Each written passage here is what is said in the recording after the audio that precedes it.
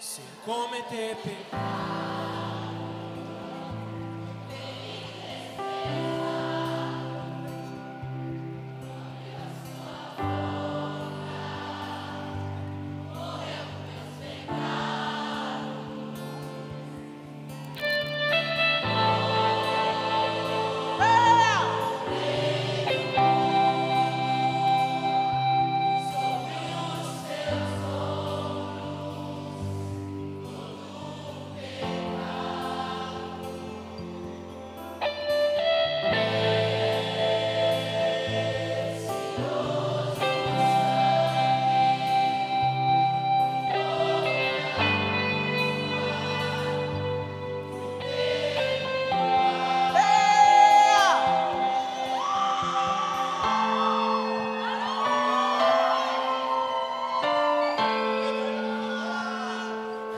Tragada foi a morte, em Cristo a vitória, a cédula riscada mudou a minha história.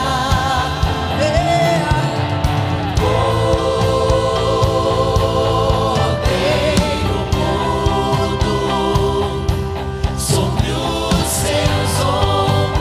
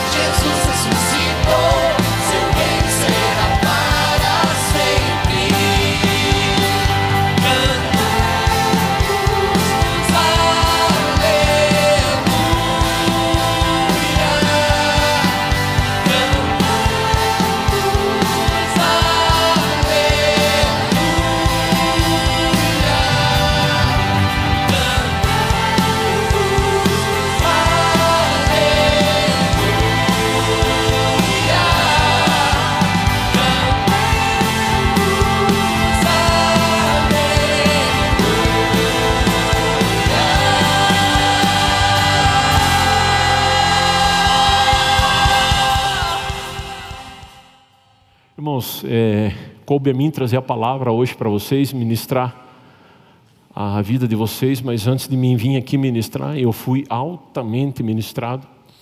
E o que eu quero fazer aqui hoje é tentar de uma forma bem breve trazer um testemunho de uma experiência que eu tive com Deus e logo em seguida trazer a palavra, a qual Ele ministrou no meu coração, Ele ministrou na minha vida. Engraçado porque eu e minha esposa, nós caminhamos totalmente junto no ministério. Mas essa parte assim mais espiritual, mais pentecostal é com a Luciana. Deus usa a vida dela em revelação, ela tem a visão aberta, ela vê coisas. E eu sempre tive, não sei se existe essa expressão, inveja santa, né? Inveja. Eu tive essa inveja santa dela, sempre falei, Deus, eu também queria. E nada. Afinal, isso é um dom, é um presente, e Deus dá para quem Ele quer, para que use da forma que Ele quer. Dá para Ele, não dá para mim. Então eu não tenho muito disso. Mas depois do que aconteceu comigo aí há pouco tempo, a maioria de vocês sabe, eu fiquei muito tempo internado entre a vida e a morte por causa do tal do Covid. E Deus deu uma mexida assim na minha vida, principalmente espiritual, e eu comecei a experimentar essas coisas. Eu acordo bem cedo, estou falando assim de 4 horas da manhã, 4h30, é o meu horário normal. Vou lá, bato a cafeteira, passo um café e vou fazer meu devocional. Praticamente todos os dias essa é a minha rotina. E um dia de semana desses foi o que eu fiz. Acordei, bati a cafeteira, comecei a arrumar a mesa, já deixo a Bíblia na mesa ali. Peguei a primeira xícara de café e ao invés de ficar na mesa, como de costume, eu fui para o sofá. E no sofá, irmãos, eu entrei numa êxtase espiritual assim que eu nunca tinha experimentado na minha vida. Nunca tinha experimentado. Uma visão, Deus me deu uma visão. Eu estava aqui no templo da Comunhão Cristã Aba. Vocês sabem que todas essas luzes aqui, elas não são à toa. O nosso culto ele é transmitido, pessoas do Brasil e de várias nações assistem. Mas nesse dia da minha visão, esse templo aqui estava muito claro. Muito claro. Mas excepcionalmente claro. E eu não tive a visão de eu saindo dali do meu local de costume, subindo a escada e vindo para o púlpito. Quando eu me vi, eu já estava aqui. Exatamente nessa posição aqui. Eu judio muito do pessoal que filma culto, porque a maioria dos meus cultos é lá na penitenciária. E na penitenciária, na maioria, você prega no corredor das celas. Então você precisa se movimentar. Na igreja, o ideal é que você fique mais paradinho. Então eu já peço perdão para os irmãos aí, que eu sei que não é fácil para eles. E eu estava aqui, parado. E quando eu olho aqui na minha frente, nessas cadeiras, com toda certeza, eu senti que era o Espírito Santo de Deus, Jesus e Deus Pai. E alguns homens, todos eles homens, espalhados pelo templo, com aquelas roupas bíblicas, aqueles camisolão assim que você vê em filme, todos eles de capuz. E eu não conseguia ver a feição deles, o rosto, o semblante, mas eu imagino, essa parte eu não posso afirmar, Deus não me revelou na visão, eu imagino que eram homens bíblicos, talvez os apóstolos, talvez Daniel, Jeremias, Isaías.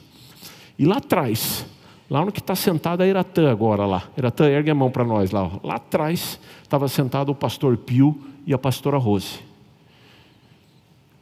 E Deus Pai, Deus Espírito e Jesus, eles estavam bem tranquilos, bem brincalhão, eles olhavam um para o outro assim, davam risada e falaram assim: Evandro, você vai pregar para mim agora. Deus Pai falou para mim: Evandro, você vai pregar para mim. E eu gelei na hora, né? Eu falei: pregar para o Senhor, pregar para o meu Deus? Antes de eu abrir a boca, Ele já sabe o que eu vou falar? Que história é essa, Deus, de eu pregar? E os homens que estavam espalhados pelo templo, não eram muitos, quietos, não riam, não choravam, não faziam absolutamente nada. O pastor Pio e a pastora Rose estavam lá atrás extremamente assim preocupados. E se olharam assustados e falaram. E eu consegui assim como se entender a angústia deles. Meu Deus, o Evandro vai pregar para Deus. Você já se meteu a pregar para Deus, irmão? O meu conselho como pastor: não faça isso. Não faça isso. E eu não tive coragem de dizer para Deus: Deus, eu não vou pregar para o Senhor. Eu não tive coragem.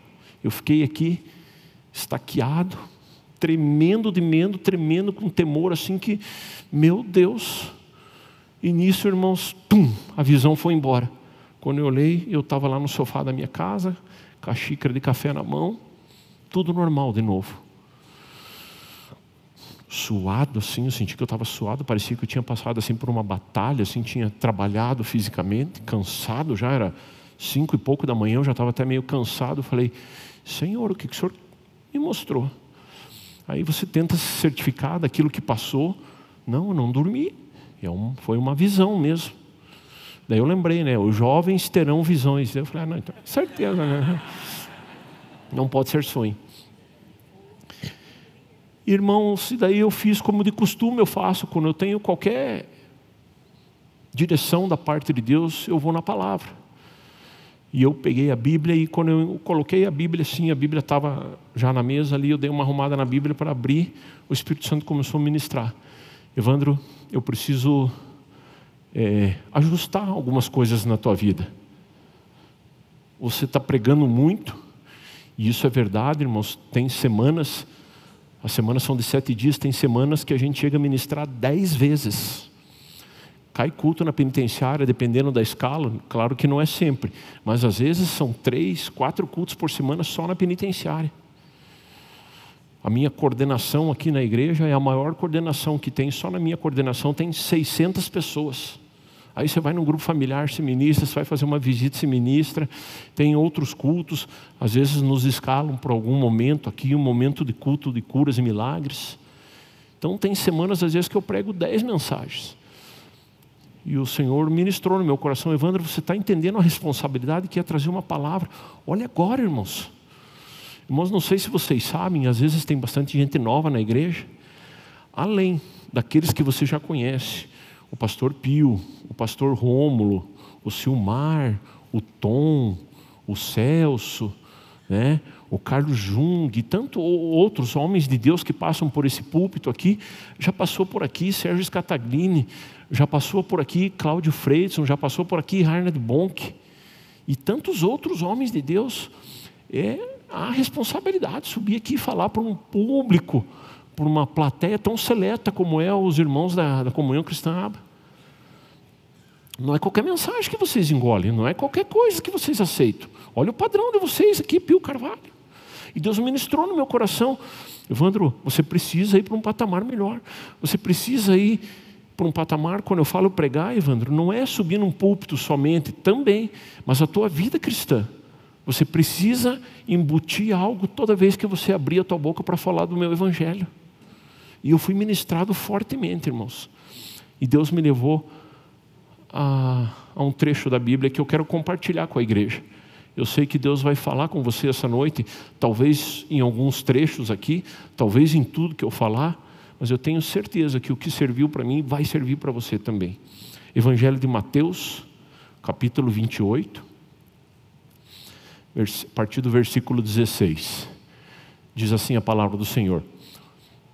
Antes da gente ler, eu quero que você preste atenção, é de extrema importância para você entender tudo que eu vou falar aqui, o contexto. Sempre quando você lê a Bíblia, lembre do contexto, porque senão você corre o risco de pregar heresia, e texto fora de contexto se torna às vezes um pretexto, né? Então, quando Mateus escreveu ali o capítulo 28, o ministério de Jesus terreno já estava completo, ele já tinha sido crucificado, ele já tinha morrido, sepultado, ele já tinha ressuscitado, ele estava falando ali com aproximadamente 500 pessoas já ressurreto. É esse o contexto do texto. Jesus já tinha levado a chicotada os espinhos, já tinha morrido, já tinham removido a pedra, né? Maria Madalena já teve encontro com ele. E se você lê nas Bíblias, eu procurei, acho que em 4 ou 5 Bíblias, todas elas é o mesmo título, a Grande Comissão. Então está lá, Mateus 28:16 diz assim: os 11 discípulos foram para a Galileia, para o monte que Jesus lhe indicara. Quando o viram, o adoraram, mas alguns duvidaram. Nota, irmãos, uns adoraram e outros duvidaram, mas todos eram discípulos. Então Jesus aproximou-se deles e disse: foi-me dada toda a autoridade, nos céus e na terra.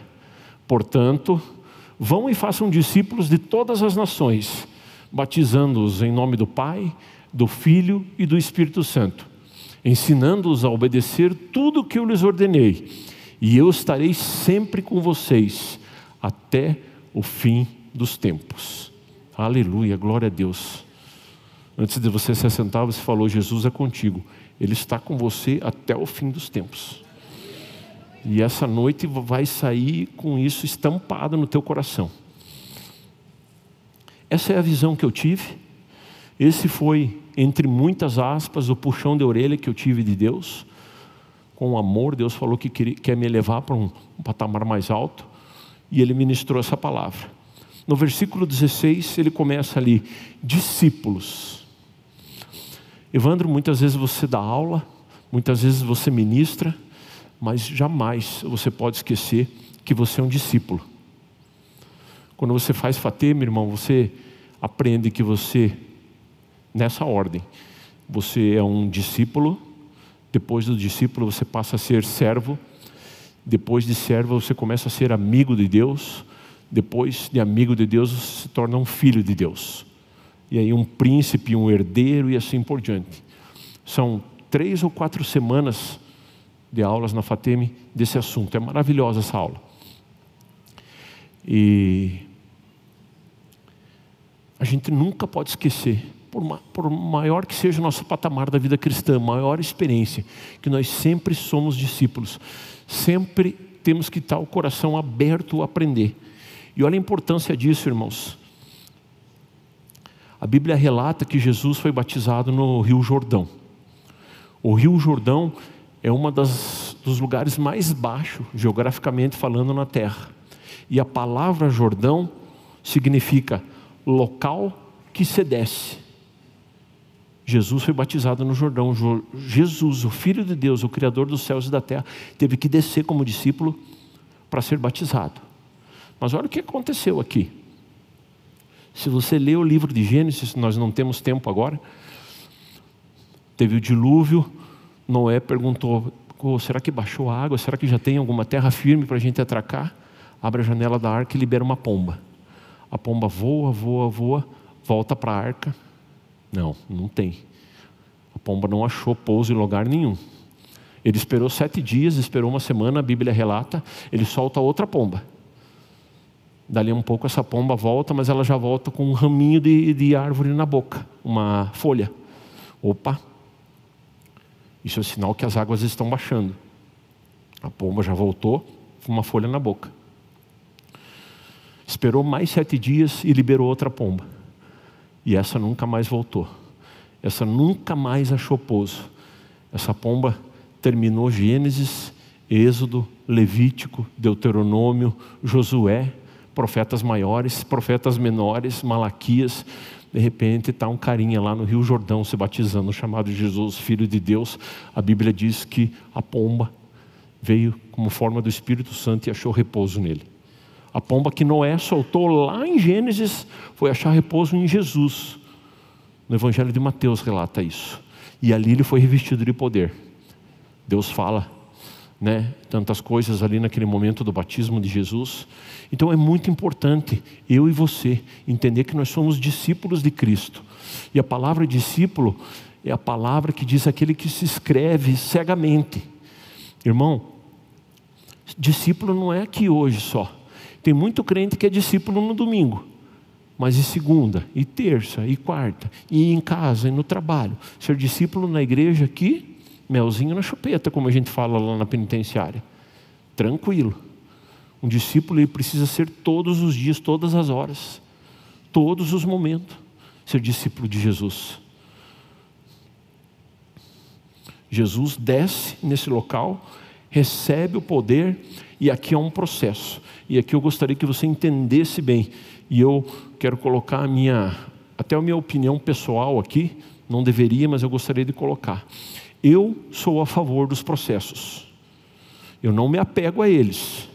Se Deus quiser atalhar, se Deus quer quebrar os processos, eu aceito, como eu já aceitei vários processos na minha vida, e como eu já aceitei várias vezes que Deus atalhou os processos na minha vida. Mas eu não mexo com isso, eu deixo na soberania de Deus. Toda vez que você pegar um atalho, Toda vez que você pegar um atalho por conta própria, você vai somar os atalhos sempre, irmãos, 100% das vezes. Eles serão maiores do que a linha reta. Não pegue atalho por conta própria. Como discípulo, você precisa saber isso. Passe pelo processo se necessário for. Ah, Evandro, mas isso não pode virar muleta? Não, se você deixar com Deus, Ele vai dizer, não, hoje eu atalho.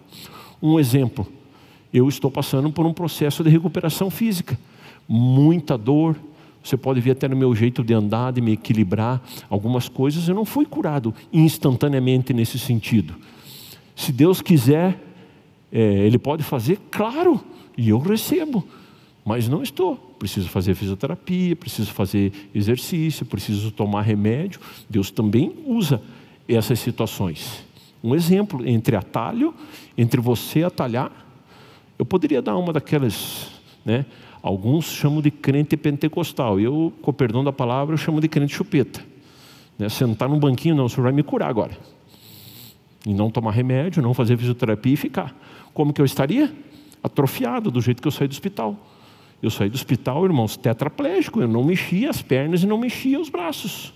Pensa, um cara de 120 quilos, 1,90 m, ficar 82 dias na UTI parado. Eu perdi totalmente os movimentos. Sabe que você acordar no quarto? A primeira pessoa que eu vi, minha esposa, assim, quando eu fui mexer, ela falou assim, não se assusta, Evandro, você não está mexendo os membros. A primeira coisa que eu tentei foi mexer. Não mexia nada. Para não dizer que eu não mexia nada, eu fazia assim com a mão. Ó. Estou passando por um processo. Se Deus quiser atalhar, amém. E eu oro todos os dias por isso. Você, como discípulo, você precisa prestar atenção. Eu estou dando o meu exemplo, mas com certeza você tem o teu exemplo. Aí Jesus continua ali na grande comissão. Os 11 discípulos foram para Galileia. Meu Deus. Agora eu quero dar uma de Pastor Pio aqui, me permita. Poderia ficar um mês nessa palavra, Galileia. Extremamente importante.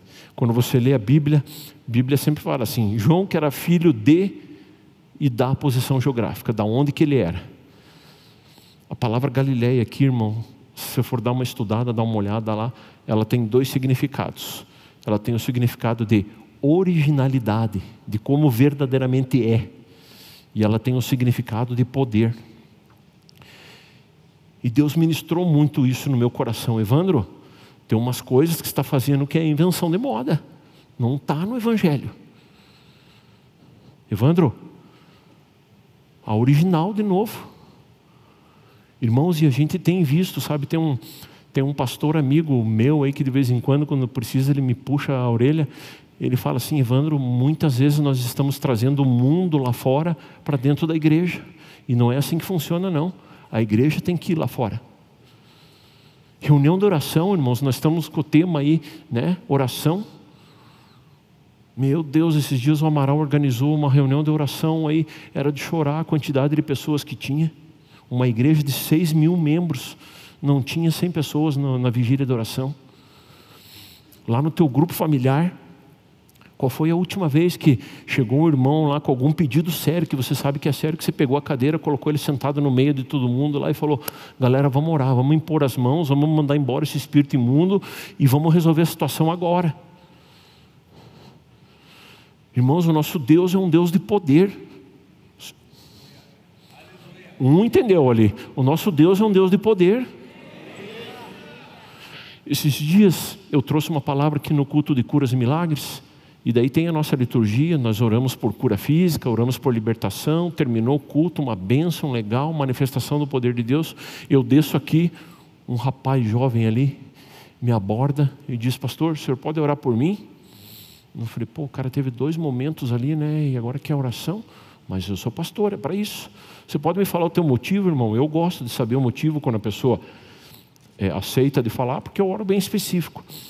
Ele falou assim, pastor, eu congrego numa igreja onde o pastor prega que os milagres são para os tempos bíblicos. Na minha igreja não se pode orar por enfermos, não pode expulsar demônio, não pode orar em línguas. Eles pregam que tudo isso é lá para o tempo da Bíblia lá. Hoje em dia não. Hoje em dia deixa a vida me levar, a vida leva eu. Eu não fiz isso, irmãos, eu não fiz em respeito. Mas eu ia aqui na ponta da língua, eu falei, irmão, não vamos nem gastar saliva de orar, né? Sai desse lugar aí que você chama de igreja. Irmãos, Deus é poderoso. Olha aqui, ó. 3 paradas cardíacas. A última, eu fiquei morto por 12 minutos. 3 pneumotórax. Eu peguei 7 bactérias diferentes. Nessa última parada cardíaca, o médico chamou a minha esposa e falou assim, ó, não tem mais o que fazer, acabou o recurso, acabou o remédio, acabou o procedimento, o Evandro vai falecer, é questão de horas, se prepare. Se porventura ele sobreviver, ele vai ficar com sequelas, não vai falar, não vai mais entender nada.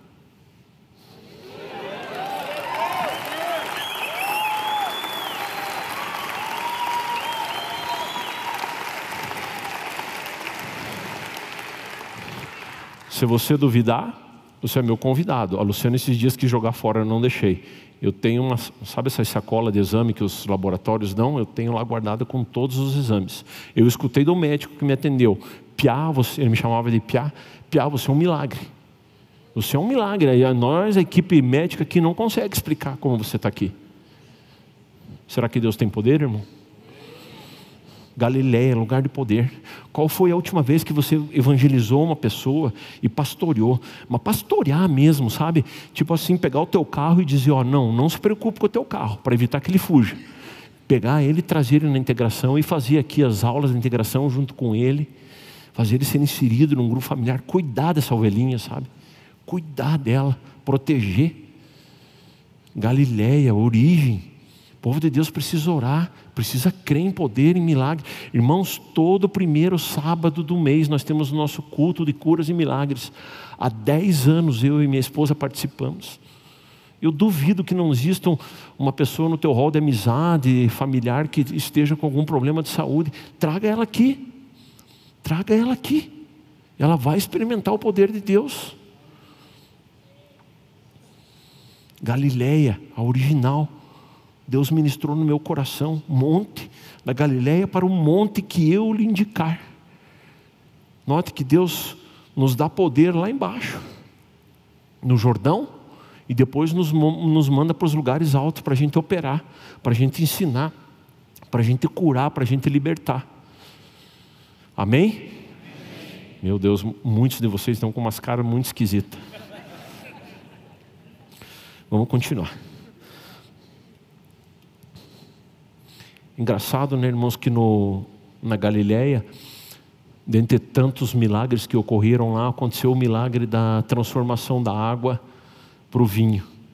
E esse é um milagre que eu mais gosto. Geralmente quando eu ministro, faço cerimônia de casamento, eu gosto de falar sobre isso, porque o milagre que o paralítico andou, o milagre que o cego começou a enxergar, o milagre que o leproso foi curado, a medicina, os homens incrédulos, eles deixam isso e não se discute.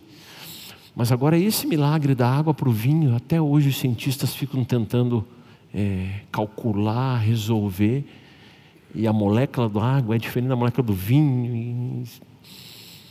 Eu amo esse milagre. Foi lá na Galileia e trouxe alegria para uma família que ia passar vergonha. Naquela época, faltar o vinho na festa assim era motivo de sair correndo, vergonha. Jesus trouxe alegria para aquela festa lá na Galileia. É isso que nós precisamos fazer, levar alegria para as pessoas, transformação. Pense aquele cara já que está há tempo sem dormir, só dorme à base de Rivotril, de Gardenal, e você traz aqui no culto de curas e milagres, e algum irmãozinho ora por ele, abençoa a vida dele, ele começa a dormir sem nenhum entorpecente. Sabe, irmãos, me encanta essa história do céu. O pastor Pio tem ministrado bastante sobre isso, às vezes eu fico até viajando. E esses dias ele falou numa reunião de coordenação ali sobre o galardão. Vai chegar um dia no céu, e aqui me permita, eu estou usando a minha imaginação santificada. Não está na Bíblia isso. É o que eu penso. Pode jogar fora se você quiser. Mas vai chegar um dia que nós vamos chegar perante Deus, e Deus, para nos dar o galardão, nos dar a recompensa, até o pastor tem pregado aqui um pouco sobre a recompensa, ele vai chegar assim para você e vai dizer, está aqui a recompensa. Daí você vai dizer, não, senhor, acho que o senhor se enganou. Fala para Deus, né? Pregando para Deus. Acho que o senhor se enganou, não é minha essa recompensa. Não é. Lembra aquele dia, naquela hora que você fez tal coisa? Nossa Senhor, mas foi tão simples. Mas isso aconteceu isso e essa vida está aqui com a gente. Ele é teu irmão hoje. Eu penso que no céu vai ser assim, irmãos. Não vai ser, sabe, aquela obra de eu estar lá na penitenciária, aquilo que eu sei. Não. Eu acho que Deus vai dar muito mais valor para essa nossa vivência do dia a dia. Nós pregamos a palavra na nossa família, no nosso trabalho, no nosso cotidiano. Eu acho que vai ser assim a nossa premiação. No verso 17, aqui é tremendo o que Deus me ensinou. Ele diz assim: quando viram, uns o adoraram, outros duvidaram. Lembra que eu falei que Jesus estava falando com discípulos. E aqueles que subentendem aqui, aqueles que creram em Jesus, que viram que Ele estava ressurreto, que era Ele mesmo, que tinha passado por toda a cruz, todo o calvário, todo o sofrimento, a dor, mas Ele estava ressurreto ali, adoraram. Louvaram, oraram, gritaram glória a Deus, aleluia. E alguns discípulos duvidaram. E eu fui estudar, cara, é tremendo que Deus usou esse pastor em revelação nessa história dos que duvidam. Você sabia que o contrário de fé não é dúvida? E esse pastor traz uma tese da seguinte forma: o contrário de fé é cinismo. Eu falei, meu Deus, uma pessoa cínica é uma pessoa que não tem fé? E ele diz Só que o cinismo dele é um pouco diferente daquilo que a gente conhece. Às vezes nós julgamos uma pessoa e dizemos assim, essa pessoa é meio cínica, né? Que o cara fala que é uma coisa que não é e ele pensa que é. O cinismo é uma corrente filosófica que existiu na época ali de Cristo, e os caras tinham a seguinte, assim, claro que é um pouquinho mais complicado que isso, mas para a gente atalhar. Os caras usavam um camisolão, um roupão daqueles do tempo bíblico, um cajado, porque eles andavam sem parar. Poucas vezes eles paravam, eles andavam muito, então eles tinham um cajado. E um bornel, uma sacola, ao qual eles viviam de doação. Os caras não tinham nada, não almejavam nada. Eles viviam nessa simplicidade extrema, para quê? Para eles não terem nenhum compromisso. Meu Deus, acho que agora acertei uma pedrada em alguém, né? Sabe aquele cara que não quer compromisso com nada? Ele é da corrente filosófica dos cínicos, porque daí ele não presta conta para ninguém, não existe uma cobertura, ninguém cobra nada dele, ele não tem sequer uma bicicleta para jogar um anticorrosivo na correia, ele não tem nem roupa, se doam ele come, se não doam ele jejua. Irmãos, que triste isso. Eu preferia que o contrário de fé fosse incredulidade, fosse dúvida. E alguns discípulos estavam assim, eles não queriam nada com nada, eles duvidaram. E olha agora, irmão, olha o que a palavra de Deus nos ensina agora. Mateus capítulo 10. Jesus enviou os 12. Nós lemos lá que ele enviou 11. Claro que você sabe que naquela hora Judas não estava mais no hall. Então aqui é antes, nós estamos falando antes. Jesus enviou os 12 com as seguintes instruções: não se dirijam aos gentios, nem entrem em cidade alguma dos samaritanos. Antes, dirijam-se às ovelhas perdidas de Israel. Por onde forem, preguem esta mensagem: o reino dos céus está próximo.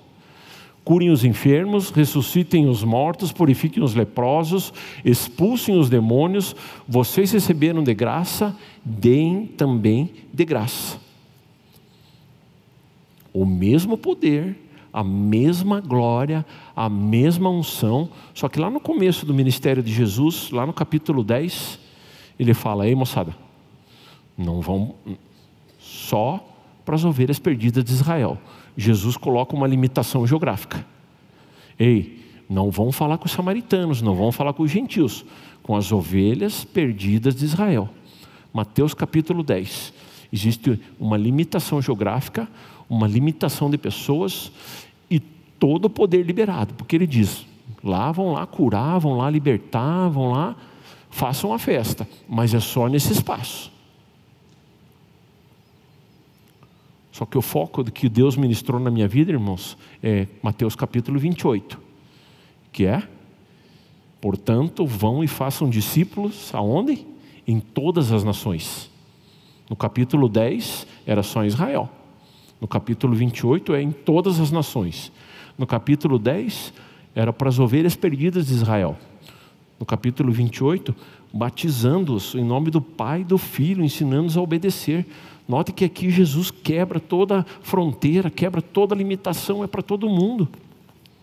E glória a Deus, irmãos, que nós estamos vivendo nesse tempo. Não seja um crente de Mateus capítulo 10. A minha oração que eu fiz durante a semana, quando eu sabia que eu vinha pregar, é que eu ajudasse você a ser um crente, um irmão de Mateus capítulo 28, onde não existe fronteira lá no teu trabalho para você ser bênção, onde não existe fronteira no teu ministério para você ser bênção, onde não existe fronteira no teu casamento com os teus filhos, sei lá o que é a tua luta, o teu gigante, o teu Golias, mas não existe fronteira, vamos por todo mundo.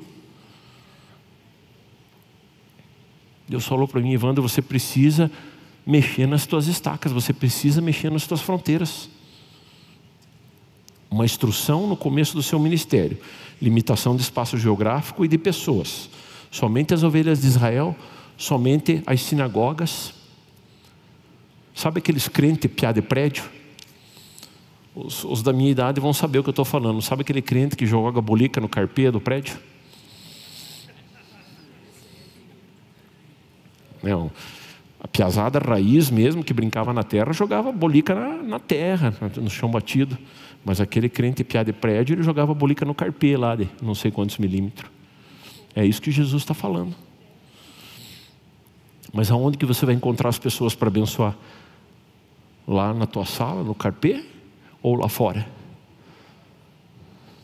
Aonde que tem gente essa hora precisando de você?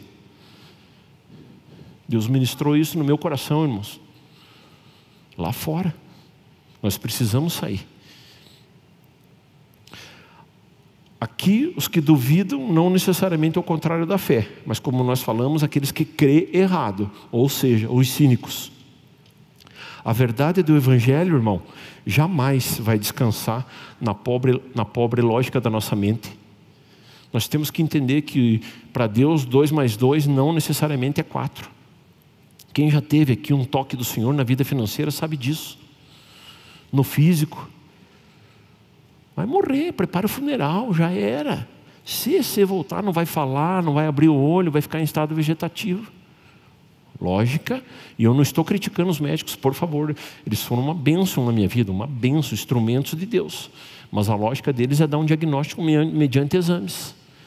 Mas tem um Deus, no Mateus capítulo 28, que estava lá comigo, que está com você, que nós lemos aqui no texto, eis que estarei com vocês até a consumação dos séculos.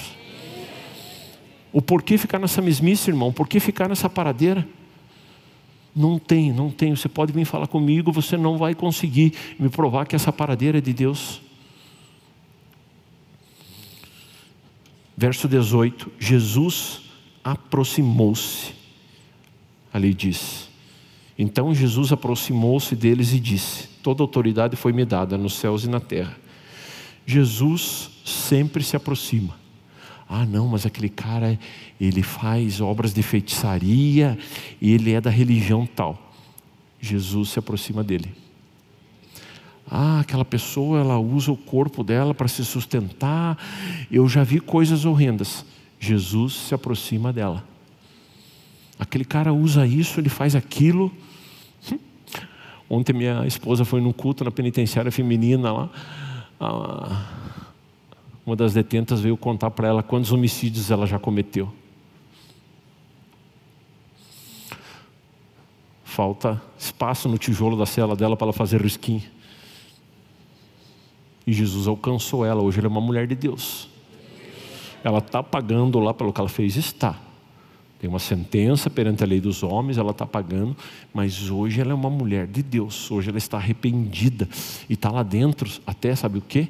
Nós vamos falar isso daqui um pouquinho, ministrando vidas lá dentro.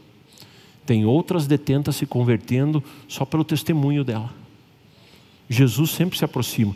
Um texto que os crentes mais ministram, talvez depois do Salmo 23 é o texto que a gente mais fala na Bíblia, João 14, 6. Respondeu Jesus: eu sou o caminho, a verdade e a vida. Ninguém, vamos todos juntos, ninguém? Está vendo lá, irmão? Ninguém vem. Jesus aproxima. O texto poderia assim: ninguém vai ao Pai. Vai lá, agora você se converteu, se vira, né? Aquele pezão, Jesus podia despachar a gente. Não, ninguém vem ao Pai. E olha o acolhimento, olha a obra de Deus. Como eu falei, o contexto, Jesus aqui já tinha sido crucificado, morto, ressuscitou, e ele estava prestes a ser glorificado, ser assunto aos céus. Imagine essa cena, irmãos. Mas ele resolve, sabe o quê? Eu quero ler o que eu anotei para que evite de eu falar, que eu omita qualquer coisa. Olha o agir de Deus nessa situação. Cristo é crucificado, morto, ressuscita, e antes de ser assunto aos céus, ele tem uma reunião com os discípulos, e permite que aproximadamente 500 pessoas contemplem isso. O nosso Senhor, o nosso Salvador, sem dinheiro, sem guarnição, sem exército, sem senado, sem qualquer organização humana, Filho de Deus, é levado aos céus, e uma plateia seleta consegue contemplar isso. Mas muito melhor que isso, tem uma reunião com ele de confiança, onde ele delega algumas coisas. Nota, irmão, como eu e você somos privilegiados. Deus conta com você. Existe uma eterna discussão se as pessoas são substituíveis ou insubstituíveis. Eu me apego numa coisa: existe uma coisa chamada digital, que não existe nenhuma igual na face da terra. Nós somos insubstituíveis. Deus conta com você. E a Bíblia nos compara a um corpo. Irmão, se você está ruim, eu também estou ruim. Se eu estou ruim, você também está ruim. Nós somos um corpo. Ou se o teu braço esquerdo está com um problema, não afeta nada o teu corpo. Você está vendo a importância que você tem para com o teu irmão, para com as pessoas? A Bíblia diz que nós somos um corpo. Uns são tronco, outros são braços, outros são pernas. A Bíblia ministra isso lá, Paulo ministra isso. Então, se tem alguém aqui nessa plateia que crê em Cristo e está com um problema, eu também estou. Irmão, se você não consegue ver assim, pega a tua carteirinha de crente e rasgue, amasse, jogue fora e faça curso de novo. Se o problema da pessoa que está do teu lado e não te afeta, não mexe com você, é insignificante, misericórdia da tua vida. Nós somos o corpo de Cristo, a Bíblia fala. E isso não é chavão evangélico, não é evangélico, crentez. Eu tenho chamado muita atenção do meu grupo familiar quanto a isso, sabe? Na hora de falar, são os crentes assim, né? PhD. Não sai uma palavra torpe da boca, é aquele evangeliquez assim. Mas, irmãos, saia dessas palavras, comece a agir. Não existe dualismo no cristianismo. A prática do cristianismo é o símbolo que você tem fé. Se você não pratica, me perdoe, depois você pode jogar pedra, jogar o celular, de preferência jogue iPhone de mim. Mas se você não pratica é porque você não crê, irmão. É simples assim. Se você não pratica os princípios cristãos, se você não pratica aquilo que Deus depositou na tua vida, na tua família, é sinal que você é um incrédulo, ou seja, um cínico. Porque não é possível. Não é possível. Deus falou para mim assim: Evandro, você não fazer. Eu vou estar com você até a consumação dos séculos. Aí ele continua ali, no versículo 19. Façam discípulos em todas as nações. Jesus quebra as barreiras, nós já falamos sobre isso. E aí ele diz assim, Atos 1:8. Mas receberão poder quando o Espírito Santo descer sobre vocês, e serão minhas testemunhas. Abre parênteses, Jerusalém. Toda vez que você lê Jerusalém na Bíblia, irmão, na maioria esmagadora das vezes está falando da igreja. Vocês vão ser testemunha minha lá na igreja. Nota que a igreja é necessária, ninguém está dizendo que não é para fazer nada na igreja. Só que daí ele diz assim, em toda a Judéia. Judéia ali já significa Portão, Pinheirinho, Capão Raso, Novo Mundo. Em Samaria, Curitiba, região metropolitana, até os confins da terra. Aí eu quero que o Espírito Santo fale com você onde que é o teu confim da terra. Ou você está lá em Mateus capítulo 10, aonde que é só aqui, só nesse meu mundinho. Não, na minha casa, com a minha esposinha, com meu filhinho, agora o cultinho pela internet, eu estou em Mateus capítulo 10, está tudo restrito. Ou você é daqueles que gosta de pegar o boi pelo chifre mesmo e ir para Mateus capítulo 28, não. Eu recebi poder, eu recebi unção. Irmão, lembra que eu comecei falando de processos? Claro que é um processo, cara, que todos os crentes, todos nós, eu passei por capítulo 10. Mas você não pode ficar aí. É muito pouco tanto que Deus depositou na tua vida para você ficar no capítulo 10, nesse mundinho restrito. Ele quer você no capítulo 28, indo em todas as nações. E você sabe o significado disso. É para ir a outra nação também. Mas às vezes a nação significa algo a mais. Batizando-os. Aqui o significado do batismo, para essa palavra que eu estou trazendo para vocês, é essencial. Claro que o batismo ele é maravilhoso. Me perdoe, estou insistindo nisso, mas eu não vou me ajoelhar aqui porque ainda estou com uma dificuldade. Quando eu me ajoelho, para me levantar é difícil, mas faz de conta que eu estou ajoelhado. Faça fateme, cara, faça fateme. Você vai aprender lá, tem uma aula que é sobre os batismos. Batismo de arrependimento, batismo nas águas, batismo no Espírito Santo, batismo do sofrimento, batismo no corpo. Se eu não me engano são 8 ou 9. Muitos de vocês aqui nem sabem que existiam 9 batismos. Mas o principal significado do batismo: morrer para o mundo, nascer para Cristo. Evandro, fale sobre o batismo em 10 segundos. Morrer para o mundo, nascer para Cristo. Mas sabe qual é o nosso problema? Todos aqui, sem exceção, querem nascer para Cristo. Mas nem todos querem morrer para o mundo. E você não vai nascer para Cristo plenamente se você não morrer para o mundo. Jesus foi crucificado, morto e ressurgiu. É essa equação, irmão. É essa equação. Fora disso é atalho. Fora disso é dor. Fora disso é rota de colisão. Todos nós. Se eu falar aqui, quem quer nascer para Cristo? Aleluia! Quem quer morrer para o mundo? Segunda-feira eu tenho um compromisso, pastor, e lá eu vou ter que... Você precisa morrer para o mundo. Se você quer viver uma vida plena, cheia, todas as áreas da tua vida, precisa morrer para o mundo. Irmãos, Jesus não é incompleto. Jesus não é incompleto. Como que você quer viver uma vida incompleta? João 3,18 diz assim: olha a mensagem que tem para mim e para você. É duro às vezes é duro. Quem nele crê não é condenado, mas quem não crê já está condenado, por não crer no nome do Filho unigênito de Deus. Este é o julgamento. A luz veio ao mundo, mas os homens amaram as trevas e não a luz, porque as suas obras eram más. Ao mesmo tempo que nós levamos a mensagem da reconciliação, a qual Paulo fala, a mensagem da salvação, nós podemos estar levando a mensagem da condenação.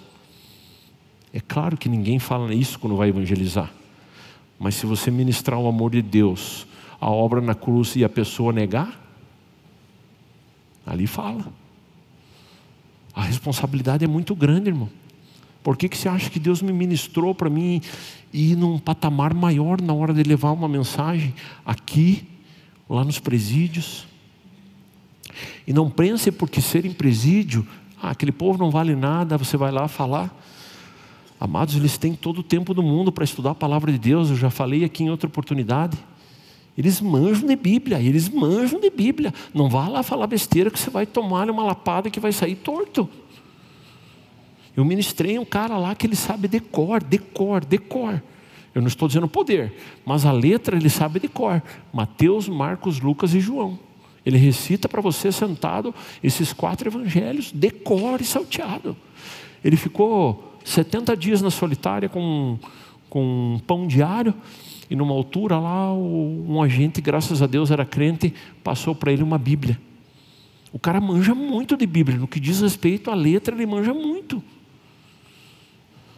Então existe uma mensagem diferente para mim e para você. Amém? Jesus termina o verso e diz assim: ensinando-os a obedecer. Aqui é muito importante. Lá, quando nós começamos a falar de discípulo, você é um discípulo, mas de repente você vai ser um professor. Existem pessoas que precisam ser discipuladas. Esses amados irmãos que hoje falaram sim para Jesus, eles precisam aprender um pouquinho da vida cristã, de algumas coisas. Alguns vão congregar na aba, esse é o nosso desejo, a nossa oração. Alguns, por uma questão geográfica, coisa e tal, vão congregar em outras igrejas, mas precisa ter professor. A Bíblia fala lá dos 5 ministérios para edificação dos santos. E aí tem mais um patamar, onde Deus pegou muito no meu pé. Existem professores de professores. Amados, agora no final de semana passado nós tivemos a formatura da FATEM aqui. Esqueci agora o número, mas é 50 e alguma coisa, se não me engano, 52 pessoas se formaram. Professores de teologia, 52 caras, 52 abençoados que estão preparados para agora começar a dar aula. E quando eu digo dar aula, não necessariamente na FATEM, em algum colégio, mas no grupo familiar dele, um assunto lá, sabe, preparar, arrancar essa moçada da ignorância. Eu dou glória a Deus pelo que Ele fez na minha vida esses dias, irmãos, e estou dando glória a Deus aqui por dentro que eu posso compartilhar com vocês isso. Aí ele diz assim: ensinando-os a obedecer. A grande comissão, que é o título da maioria das Bíblias: evangelizar e discipular. Agora eu quero puxar o peixe para a nossa igreja. Você que está nos visitando de outra denominação aqui, eu peço licença. Qual que é a visão da aba? Salvar vidas e formar líderes. Será que é nosso ministério de Deus? Talvez aqui no nosso auditório tenha alguém com um resquício no coração. Não sei se é a aba de Deus. Não sei se estou no lugar certo. Leia a Bíblia. A grande comissão: evangelizar e discipular. O nosso lema aqui é salvar vidas e formar líderes. E agora eu vou falar uma coisa aqui que, se o pastor Pio depois quiser me puxar a orelha, me colocar no banco, me proibir de ceiar, qualquer coisa que ele queira fazer, eu estou disposto, mas Deus está mandando falar. Irmãos, a nossa coordenação são de 600 pessoas. Toda semana a gente faz visita, que às vezes um apacentador, um coordenador pede ajuda. Tem uma situação, já estou tentando há tempo e não consigo lidar. E eu e a Luciana, vamos tentar ajudar. Né? De repente vem um cara de fora, só porque chama de pastor, às vezes o cara decide abrir o ouvido e ouvir. Né? Não sei também quais os motivos, não interessa, contanto que ele saia daquela situação e cresça e melhore, é o que importa. E chegamos na casa desse casal e a reclamação dele era o seguinte: que a aba era uma igreja muito fria. Igreja grande é uma igreja fria. E falou, rapaz, como falava. Parecia a mulher que vendia bilhete da loteria ali na 15, borboleta 13, cachorro e cobre. Falou. E eu deixei ele falar. E a reclamação dele era: a aba é uma igreja grande, a aba é uma igreja fria. Rapaz, fiquei nervoso, não costumo ficar nervoso. Quem fica nervoso do casamento sempre é a Luciana, eu nunca fico nervoso. Fiquei nervoso. Falei: irmão, quantos anos você está na aba? 4 anos, pastor. 4 anos. Tá. Então eu não vou ser cruel com você, não vou pegar pesado. Ao invés de pegar 4 anos, eu vou pegar 4 cultos. Os 4 últimos cultos. Me diga qual foi a vez que você semeou, que você decidiu abraçar alguém, que você decidiu cumprimentar alguém. Irmão, você serve em algum departamento da igreja? Eu nem sei qual que é o departamento da igreja. Nos 4 últimos cultos, quando que você levantou e viu alguém no grupo de serviço, um pastor, e veio perguntar: ei, qual é o departamento que tem aqui, o que eu posso fazer? Não, pastor, eu nunca fiz isso. Então, irmão, está decidido, está resolvido o teu problema. A Bíblia diz que de Deus não se zomba. Tudo que o homem semear, ele vai colher. O cara nunca semeou um abraço, nunca semeou um beijo, nunca semeou um aperto de mão, nunca semeou conversar com a pessoa do lado e quer colher isso. Grande comissão, irmão. Se você está com essa dúvida aí, eis-nos aqui, ó. Essa galera de gravata verde, eles são chamados de grupo de serviço. Eles estão preparados para orientar você, nós os pastores ali. 50 frentes de evangelizações. Sexta-feira a menina falou para a Luciana: não sabia que tinha evangelização na aba. E está em grupo familiar. Eu quero pegar esse líder. Estou brincando, né? Estou brincando, meu Deus. Semeia, irmão, grande comissão. Batizando, ensinando. Tem trabalho para todo mundo. Sabe, na igreja que eu me converti, ela era um verdadeiro hospital. Eu cheguei arrebentado no evangelho. Cheguei moído aos cacos. Só a capa da gaita, como diz o outro. E era uma igreja de bairro, assim, a igreja lotada, 30 pessoas. E glória a Deus pela vida do pastor Mário, ele me cuidou muito. Só que eu falei: pastor, eu estou me sentindo inútil, eu queria fazer alguma coisa. Vai ler a Bíblia, ele falou assim para mim. Vai ler a Bíblia, Pia. Vai ler a Bíblia. Pô, pastor, mas eu quero fazer alguma coisa, eu vejo aí o pessoal fazendo isso. Vai ler a Bíblia. Minha esposa começou a frequentar a aba. Evandro, vamos lá. Vim. Falei com o pastor Mário, ele me abençoou, vim para cá, fiz a integração com a Luciana. Sou inserido num grupo familiar. Na primeira reunião do grupo familiar, falei: líder, eu quero trabalhar na igreja, o que eu posso fazer? Ele falou bem assim para mim: escolha, irmão, grupo de serviço, grupo de estacionamento, só não vou te colocar no louvor, porque senão vai acabar com a membresia da aba, né? Mas o resto, na tua boca sempre tem um não, na tua boca sempre tem um não pode. Tem um homem que me pastoreou, com todo respeito eu falo dele, ele está na presença do Senhor, já José Luiz Verde. Eu andei quase 10 anos com ele. Eu nunca ouvi da boca dele um não. Nunca. Até para falar não, ele falava diferente. Nunca. Pense um cara que apoiava. Pastor, estou com vontade de fazer isso. Vamos lá. Pastor, eu quero isso. Vamos lá. Pastor. Sempre. Grande comissão. Ensinar, discipular, promover. Hoje de manhã nós tivemos um momento aqui, eu vi ali o Tom sentado. Cara, o Tom me deu aula na antiga ITM. O Tom é meu pastor da evangelização, ele é minha cobertura. E hoje, né, ele sentadão ali, ouvindo eu pregar. Você imagina a satisfação dele? Falei: Deus, será que um dia eu vou ver um discípulo meu aqui nesse púlpito pregando? Um cara que eu cuidei, que eu pude ser bênção na vida dele? Vai ser, acho que a glória vai ser maior do que está sendo quando eu estou aqui. Ver um filho espiritual meu, pai espiritual, outra matéria da FATEM. Filho espiritual, ver um filho meu aqui pregando. Imagine. Grande comissão, irmãos. Vamos expandir as nossas tendas. E agora, para a gente quase encerrar. Meu Deus, quando o pastor fala quase encerrar, é porque vai longe ainda, né? Não é a nossa posse de Cristo que nos salva. Muitas vezes nós falamos assim: eu tenho Jesus, eu sou salvo.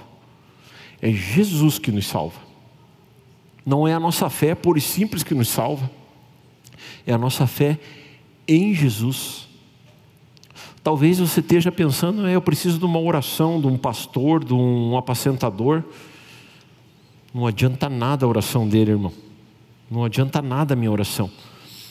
Evandro, você não manja nada de Bíblia, porque a Bíblia diz que a oração de um justo é poderosa e eficaz. Amém para esse versículo? A oração de quem que é justo? Que é poderosa e eficaz? De um justo. Quem que é justo? Jesus.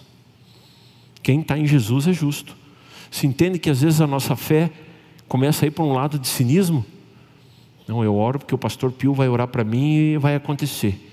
Não, porque eu vou jejuar. Não, é Jesus, irmãos. A grande comissão é Jesus. Foi ensinos dele ali, prestes a ser glorificado. Ensinos dele, do nosso Senhor. E agora, verdadeiramente, para a gente terminar, eu queria pedir para que a igreja se colocasse em pé, por gentileza.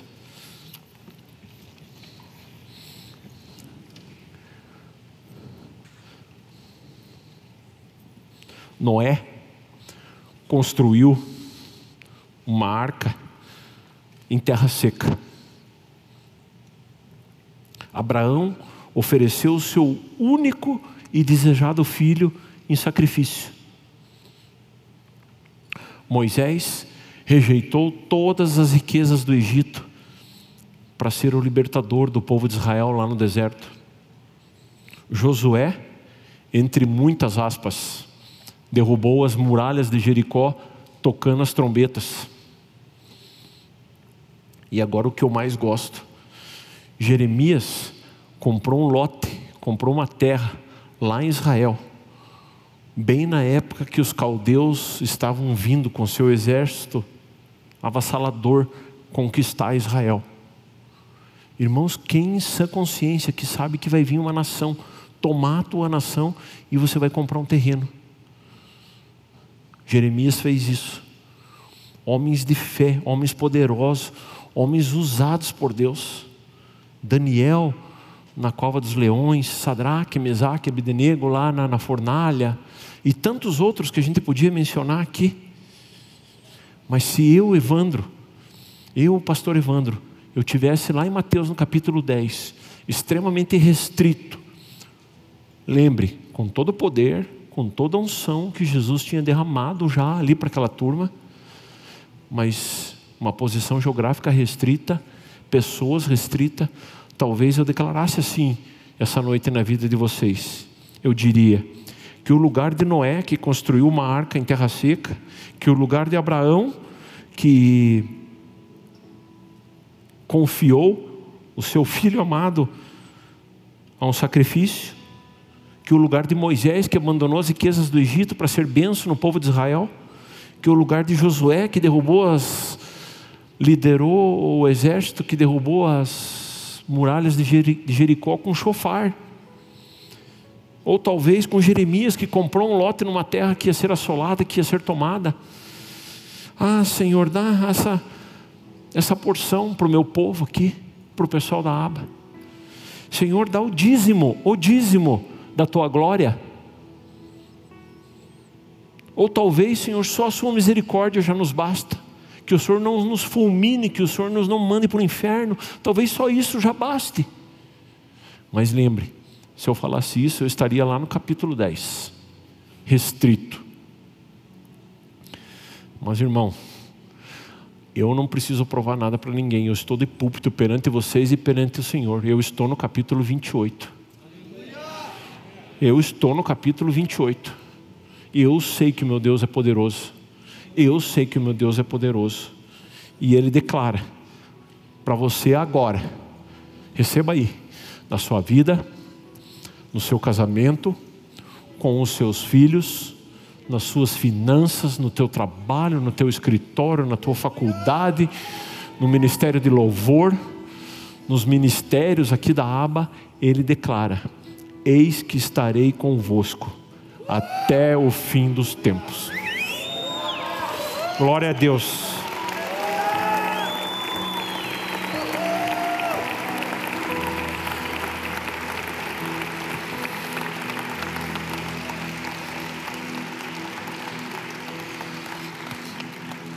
Muito obrigado de coração por nos ouvir. Jesus é contigo aonde quer que você esteja. Ele está contigo, irmão. Você é um crente do capítulo 28, onde não vê fronteiras, não vê limitações, única e exclusivamente porque Ele está contigo. Permaneçam abençoados. Sem cometer pecado, ferido e desprezado, não abriu a sua boca, morreu por meus pecados.